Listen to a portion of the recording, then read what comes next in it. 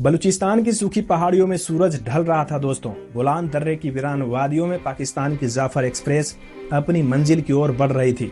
ये ट्रेन मंगलवार सुबह 9 बजे बलूचिस्तान की राजधानी क्वेटा से खैबर पख्तूनख्वा के पेशावर के लिए रवाना हुई थी और इसे करीब 1:30 बजे सीबी पहुंचना था। ट्रेन में हर कोई अपनी दुनिया में खोया था। कोई खिड़की से बाहर झांकते हुए सपनों में खोया था तो कोई खाने पीने के डिब्बे खोल रहा था। कई माताएं अपने बच्चे को सुलाने की कोशिश कर रही थी, लेकिन किसी को क्या पता था कि चंद पलों में यह सफर दहशत के सबसे भयानक सफर में बदल जाएगा। रात के अंधेरे में जैसे ही ट्रेन बोलान के मसफाक सुरंग में घुसी, अचानक जबरदस्त धमाका हुआ। रेल की पटरी हवा में उछल गई, इंजन ने तेजी से चीख मारी और ट्रेन घसीटती हुई रुक गई। चारों तरफ धूल और धुआं छा गया दोस्तों। इससे पहले कि यात्री समझ पाते कि क्या हुआ, गोलियों की बौछार शुरू हो गई। काले नकाब पहने आधुनिक हथियारों से लैस बलूच लिबरेशन आर्मी के दर्जनों लड़ाके डिब्बे में घुस चुके थे। यात्रियों की सांसें थम गई। कुछ ने अपने बच्चे को गोद में खींच लिया, कुछ ने खिड़की से कूदने की कोशिश की, लेकिन बाहर पहाड़ों के अंधेरे में पहले से ही घात लगाए विद्रोही खड़े थे।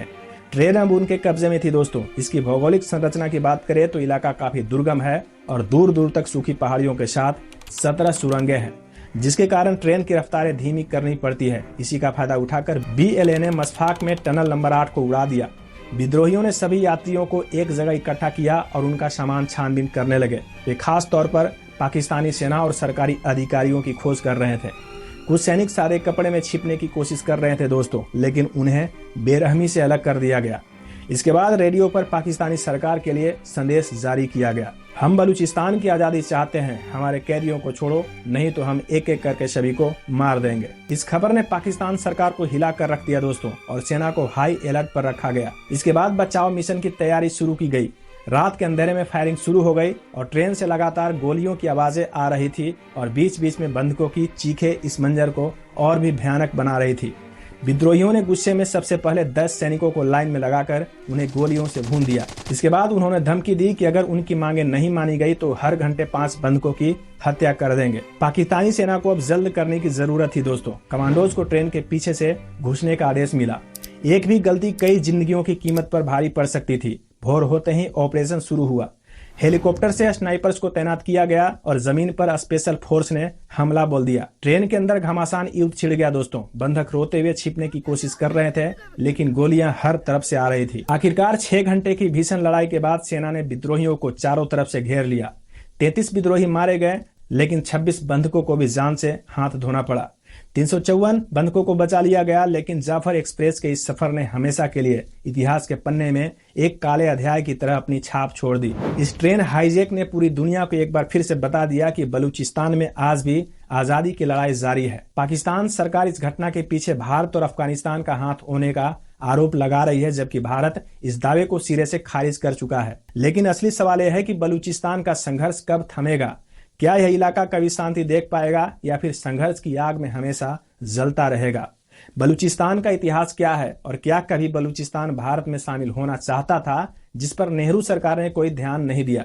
आइए जानते हैं इन सभी सवालों का जवाब गहराई से इस वीडियो के माध्यम से।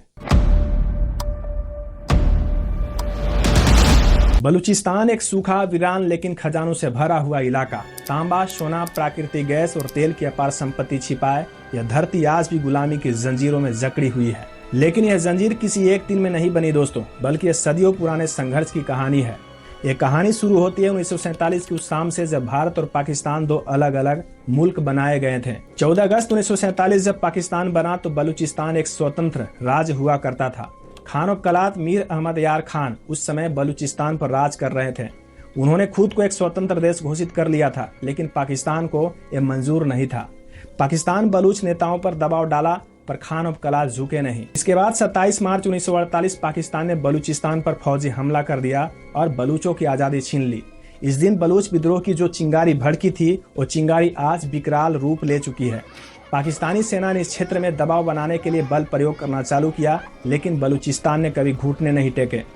1950, 1970 और 2000 के दशक में विद्रोह की लहरें उठी, लेकिन हर बार पाकिस्तानी सेना ने दमन और कत्लेआम से आवाज दबाने की कोशिश की और लाखों लोगों को गायब कर दिया। हजारों बलूच गुमशुदा हो गए और पत्रकार लापता हो गए और कई गांवों को मिट्टी में दफना दिया गया।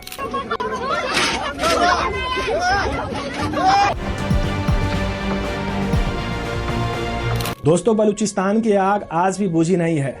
हजारों युवा, महिलाएं, बच्चे बगावत की झंडा उठाए हुए हैं। पाकिस्तान इस आंदोलन को आतंकवाद कहता है, पर बलूच इसे आजादी की लड़ाई मानते हैं। यह कहानी अभी खत्म नहीं हुई है, यह जारी है और अंतहीन समय तक जारी रहेगा। बलूचिस्तान की पहाड़ियों में, हर बंदूक की गोलियों में और हर गुमशुदा इंसान के सवालों में। बलूचिस्तान की भौगोलिक संरचना की बात करें तो यह क्षेत्र पठारी और पहाड़ी क्षेत्र है दोस्तों, जो आज पाकिस्तान, ईरान, अफगानिस्तान के बीच बटा हुआ है।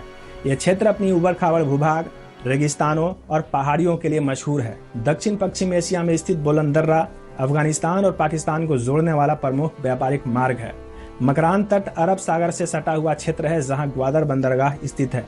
फिलहाल ये बंदरगाह चीन के नियंत्रण में है। क्वेटा घाटी बलूचिस्तान की राजधानी और रणनीतिक रूप से महत्वपूर्ण क्षेत्र है दोस्तों। इस क्षेत्र का एक बहुत बड़ा भाग सूखा और रेगिस्तानी है।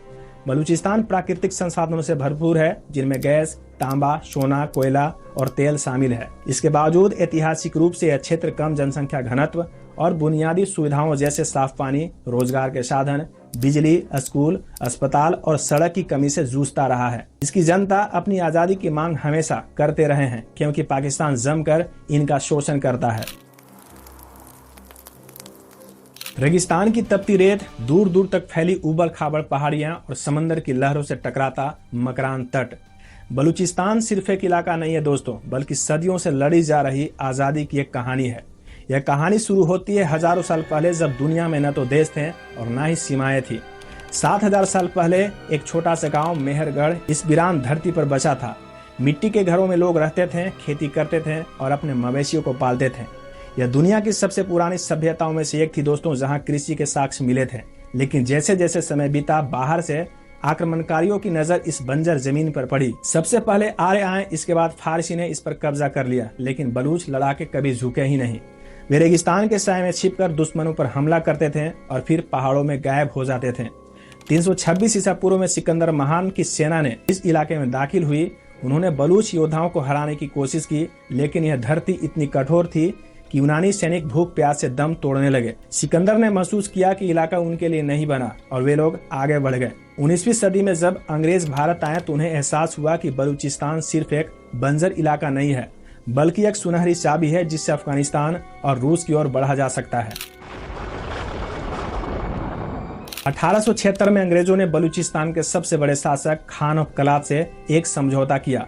समझौते के तहत खान को आंतरिक रूप से स्वतंत्र रखा गया, लेकिन ब्रिटिश सेना बलूचिस्तान में मौजूद रही।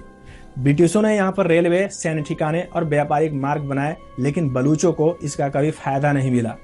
उनके गांव वैसे ही गरीब और सूखे रहे जैसे सदियों से थे। इसके बाद 15 अगस्त 1947 को भारत और पाकिस्तान दो अलग अलग देश बने, लेकिन बलूचिस्तान अभी भी एक स्वतंत्र रियासत था। खान ऑफ कलात मीर अहमद यार खान ने घोषणा की कि बलूचिस्तान एक स्वतंत्र मुल्क रहेगा। हम न तो भारत के साथ मिलेंगे और न ही पाकिस्तान के साथ। लेकिन पाकिस्तान ने इसे कबूल नहीं किया। कायदे-आज़म मोहम्मद अली जिन्ना ने खान पर दबाव बनाना शुरू किया। कुछ महीनों तक खींचातानी चली, लेकिन 27 मार्च 1948 की सुबह पाकिस्तानी सेना ने बलूचिस्तान में धावा बोल दिया।